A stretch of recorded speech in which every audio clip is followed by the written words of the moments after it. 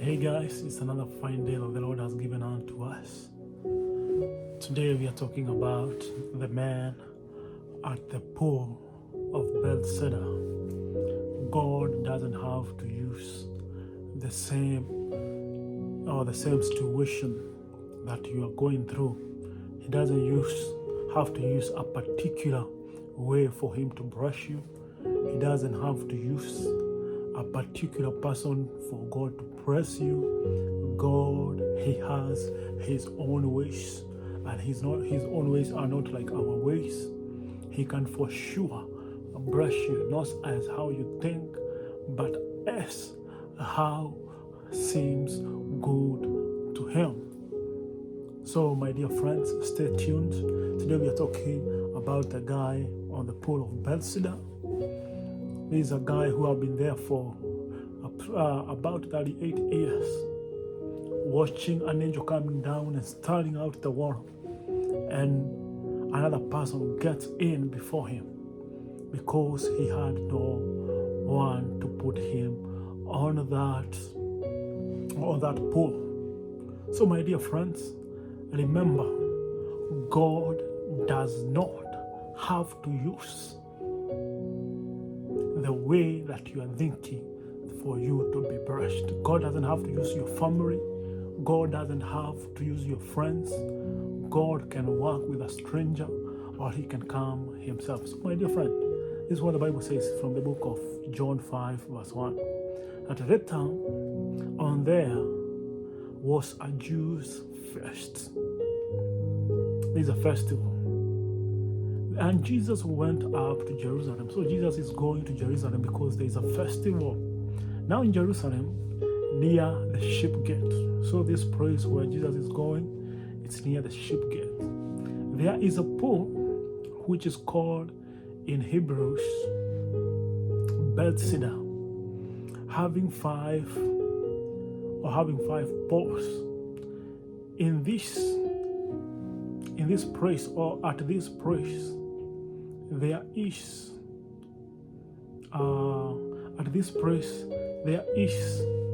they are having 5 porches, and in this lay a great multitude of people who are sick. So there's so many people who are sick on this place.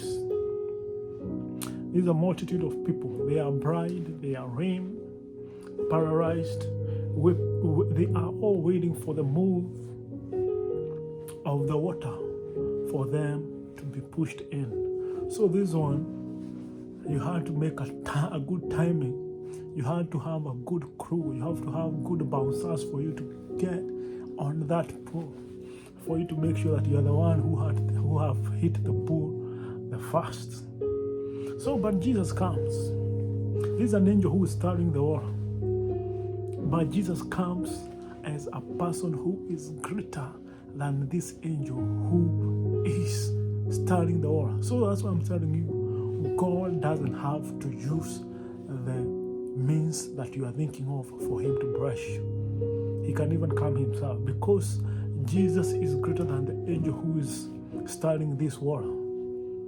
And He said that for sure, greater is He that is now than the angel who's coming to start this war. And He tells this guy, take up your mat, stand up, walk, and go home. So, my dear friends, I don't know who you have been trusting in. I don't know if you have been trusting on family, friends to come and help you. But if your help is on a human being, my dear friend, you shall fail terribly.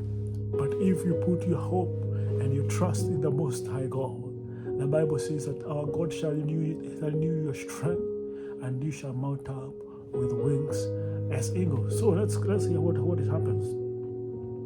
So now verse 1 says that, for an angel went down at a certain time in the pool and stirred up the water. Then whoever stepped in first after the starting of the water was made well of whatever disease he had. Now a certain man was there who had an infirmity 38 years. This dude has been there one year to the next, 20 years, 10 years, up to 38 years. That's quite a long time trying to get him to this pool for you to get well. When Jesus saw him lying and knew that he had already been there in that condition for a long time, a long period of time. So I'm here to prophesy to your issues, to prophesy to you the issues that you have been in, the struggles that you have been in for years. Today, trust in Jesus. Take that step. Rise up in the name of God and say from now on, it's time to move forward.